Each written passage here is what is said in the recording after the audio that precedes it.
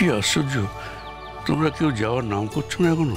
আরে বাবা, তুমি তো যাচ্ছই, তুমি তো আমাদের কারোর কথা শুনছো না। তোমার যাওয়া তো ফাইনাল। হ্যাঁ, সেটাই সেটাই।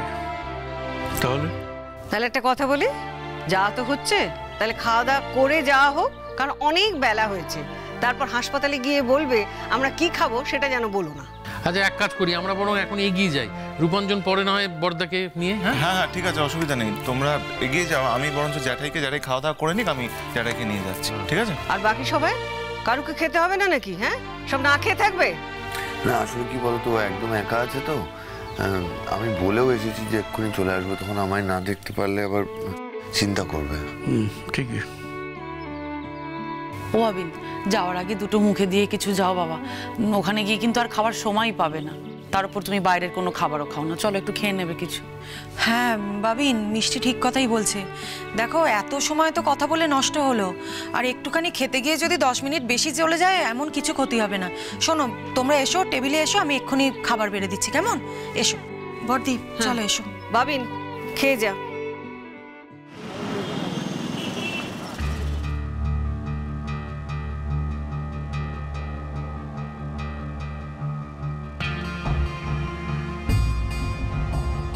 ও বাবিন, কোনো ভয় নেই বাবিন, দেখবি সব ঠিক হয়ে যাবে।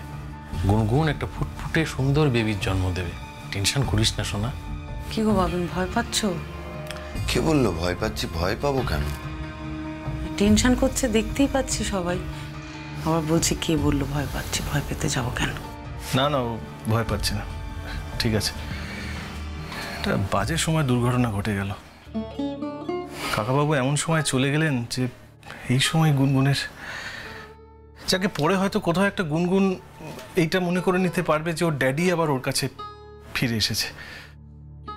এখনো জানি না যে কথাটা বললেও কিভাবে রিয়াক্ট করবে। জুই তো আসতে চেয়েছিল, আমি ওকে বারণ করলাম না। তুমি এসো না, তুমি গেলে তোমাকে বারবার জিজ্ঞেস করবে, বারবার জিজ্ঞেস করতে তুমিও থাকতে পারবে না, বলে ফেলবে, তখন কিন্তু ভীষণ মুশকিল হয়ে যাবে। ডেলিভারিটা হয়ে যাক, বাচ্চাটা নিয়ে আমরা বাড়ি ফিরবি, তখন যা হওয়ার হবে। ওকে তো জানাতেই হবে, সত্যিটা তো লুকোতে পারবো না, যেটা সত্যি সেটা ওকে জানাতেই হবে। আচ্ছা, ওকে তো অনেকক্ষণ হলো ওটিতে নিয়ে গেছে, এতক্ষণ তো সময় লাগার কথা নয়। শোনা তো অনেকক্ষণ হয়নি, আধ ঘন্টা মতো হয়েছে। হ্যাঁ, তো আমি তো জানি এতক্ষণ তো লাগে না বৌদি ভাই। না রে, এইটুকু সময় তো লাগবে গো, আধ ঘন্টা খালি হয়েছে। জানি না এত সময় লাগছে, কিছু সব ঠিক আছে কিনা। আরে কি যে তুমি এত নেগেটিভ ভাবছো কেন? ঠিকঠাক থাকবে না কেন সবকিছু? ভাবিন, পজিটিভ ভাব। হ্যাঁ, পজিটিভ ভাবলে কি সবসময় পজিটিভ হয়? আমরা কি এতদিন নেগেটিভ ভেবেছি? তাহলে আমাদের সাথে তো পজিটিভ সব কিছু হচ্ছে না। কিরকম একটা অ্যাক্সিডেন্ট হয়ে গেল, এরকম কি হওয়ার কথা ছিল বলো? ভাবিন, সবসময় পজিটিভ ভাব, অলওয়েজ থিঙ্ক পজিটিভ। আমি এটা বিশ্বাস করি, দেখবি সব ঠিক হয়ে যাবে। একটু খবর নাও না তোমরা, কি হচ্ছে না হচ্ছে। এখানে ডাক্তার সব চেনা জানা আছে তো তোমাদের, একটু গিয়ে খবর নাও। আর কৌশিকের সব বন্ধু বান্ধবরাই তো এখানে আছে, তো যাও না, তাদের কাছে যাও না, একটু গিয়ে খোঁজ খবর নাও, কি হচ্ছে না হচ্ছে। কিছুই বুঝতে পারছি না, কেউ কিছু জানাচ্ছেও না, একটু খবর নাও। দূর, আমার আর ধৈর্য থাকছে না। বুঝতে পারছি ভাবিন, খুব স্বাভাবিক ধৈর্য না থাকা। 1 নম্বর কেবিনের পেশেন্টের বাড়ির লোক আপনারা তো? হ্যাঁ, বলুন। স্যার, আপনাদের একজনের সঙ্গে একটু কথা বলতে বললেন। এই কি হয়েছে? না না, আপনি আমাকে বলুন না কি হয়েছে। আমি ওর হাজবেন্ড, বলতে পারেন, বলুন। পেশেন্ট ভালো আছে তো? ডেলিভারি কি হয়ে গেছে? না স্যার, ডেলিভারি হয়নি। পেশেন্টকে হয়তো ওটি করতে হতে পারে। কোনো কারণে পেশেন্টের প্রেশারটা খুব বেড়ে আছে, ওষুধ খাইয়েও কন্ট্রোল করা সম্ভব হচ্ছে না। এই অবস্থায় ওটি করাটা খুব ডিফিকাল্ট, তাই হয়তো আমাদের আরেকটু অপেক্ষা করতে হতে পারে। বাই দ্য ওয়ে, উনি কি কোনো টেনশনে আছেন? হ্যাঁ হ্যাঁ হ্যাঁ, তা বলতে পারেন, একটু তো টেনশন আছি। আসলে ওর বাবা বিদেশে আছে, ওনার সঙ্গে যোগাযোগ করা যাচ্ছে না তো, তাই একটুখানি হয়তো চিন্তায় আছে, টেনশন করছে। মানে বিষয়টা কি ক্রিটিক্যাল কিছু? হ্যাঁ, এই অবস্থায় ব্লাড প্রেশার কন্ট্রোলে না রাখতে পারলে মুশকিল। একটু ক্রিটিক্যাল তো বটেই। হ্যাঁ, আমরা তো দেখলাম যে ও কেবিনে নেই, ওটিতে নিয়ে গেছেন। হ্যাঁ, ওটিতেই তো নিয়ে গেছি। ব্লাড প্রেশার চেক করা হয়েছে, অসম্ভব প্রেশার। স্যার ওষুধ দিয়েছেন কিন্তু কমছে না। আপনারা তো অপেক্ষা করে থাকবেন, তাই স্যার আপনাদের সঙ্গে একটু কথা বলতে বললেন। আচ্ছা, আমরা কি ওর সঙ্গে গিয়ে ভেতরে একটু দেখা করতে পারি? না স্যার, ওটিতে যাওয়ার তো নিয়ম নেই, তাই আপনারা যেতে পারবেন না। হ্যাঁ, কিন্তু আমরা যদি ওর সঙ্গে ভেতরে গিয়ে একটু দেখা করতাম, ওর ভালো লাগতো। দাঁড়াও বর্দা, আমাকে কথা বলতে দাও। বলছি, আপনারা তো বলছেন এখন ওটি করা পসিবল নয়, তাহলে অনুগ্রহ করে যদি পেশেন্টকে একটুখানি ক্যাবিনে দিতেন, তাহলে আমরা কি একটু ওর সঙ্গে কথা বলতে পারতাম। আমরা ওর খুব প্রিয়জন, বাড়ির লোক, তো আমাদের সঙ্গে একটু কথা বলতে পারলে আমার বিশ্বাস ও ভালো থাকতো। ঠিক ঠিক। আর দেখুন, আমি কিছুক্ষণের জন্য বাড়ি গেছিলাম, ফিরে এসে দেখছি কেবিনে গুনগুন নেই। আপনারা ওটিতে নিয়ে গেছেন, আমরা ভাবছি সিরিয়াস কিছু হয়েছে কিনা। আমরা ফ্যামিলি সবাই আছে, আমাদের সিনিয়র জ্যাঠাইও আছে, বাড়ি থেকে এসেছে কষ্ট করে। গুনগুনের সাথে যদি আমরা একটু দেখা করতে পারি, তাহলে কিন্তু ওর প্রেশার টেশার নর্মাল হয়ে যেতে পারে, যেটা পটকা বলছে। ও একটু রিল্যাক্স ফিল করতে পারে। একটু ডাক্তারবাবুকে রিকোয়েস্ট করুন না প্লিজ, বলুন যে আমরাই বলছি, আমরা একটু দেখা করলে আমাদের ধারণা ব্যাপারটা ভালো হবে। ওকে, দেখছি। আমি যদি অ্যারেঞ্জ করতে পারি তাহলে আপনাদের খবর পাঠাচ্ছি। প্লিজ একটু রিকোয়েস্ট করছি আপনাকে। আসলে গুনগুনের জন্য তো, মানে পেশেন্টের জন্যও তো এটা প্রথম। দেখুন, আপনারা চেষ্টা করলে সব হবে। একটু গিয়ে ডাক্তারবাবুকে বলুন না, অসুবিধা থাকলে না হয় আপনার মানে আমরা একটু কথা বলতে পারি আর কি ওনার সঙ্গে। না না, আমার কিসের অসুবিধে? আমি স্যারকে কনভে করে দেবো।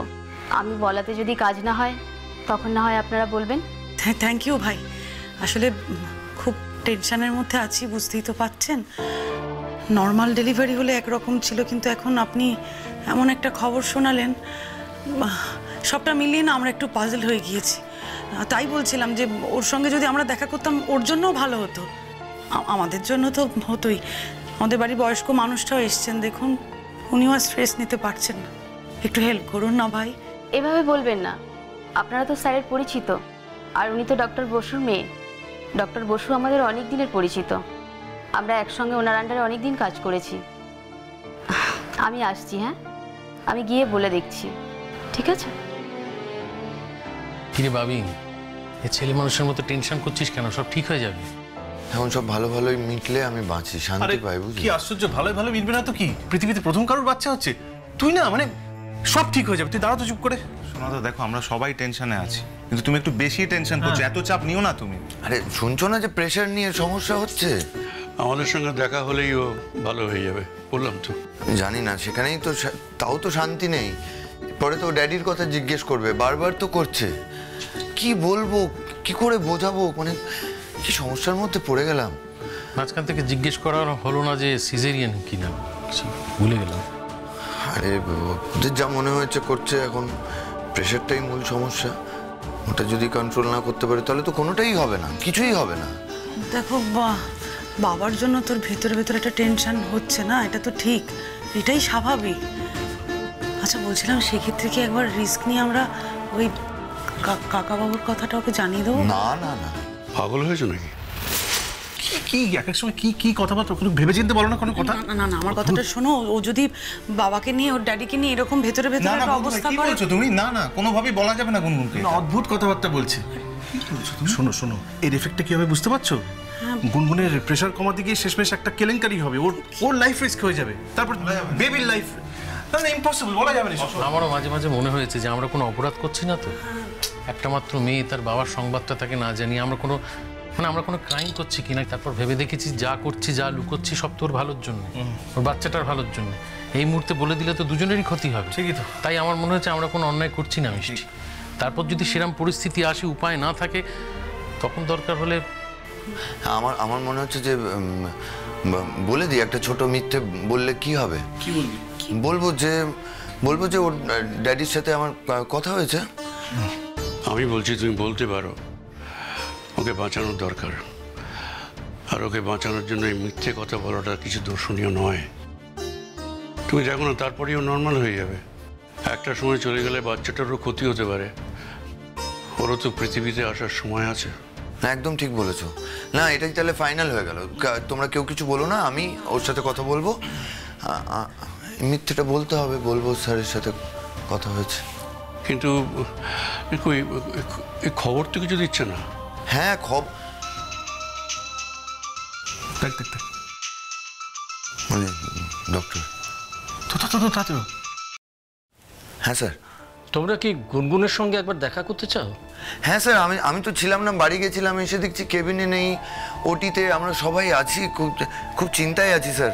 আর শুনলাম প্রেশারটাও ওর ডিস্টার্ব করছে। আসলে ওর বাবার সাথে তো কথা হয়নি স্যার, আমি বলাতে পারিনি।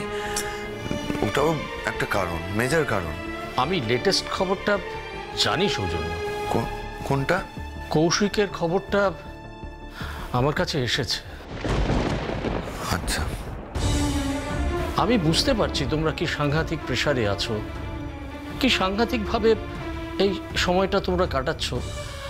আমি ওকে একবার কেবিনে পাঠাচ্ছি, তোমরা সবাই এসো। তোমরা ওর সঙ্গে মিট করো, ওকে বুস্ট আপ করো। আমি ওর প্রেশারটা আরেকবার চেক করব, যদি ভালো থাকে তাহলে ডেলিভারিটা হয়ে যাবে। এসো তোমরা। ঠিক আছে স্যার, থ্যাংক ইউ। আসছি আমরা। খুরকুরু খুরকুরু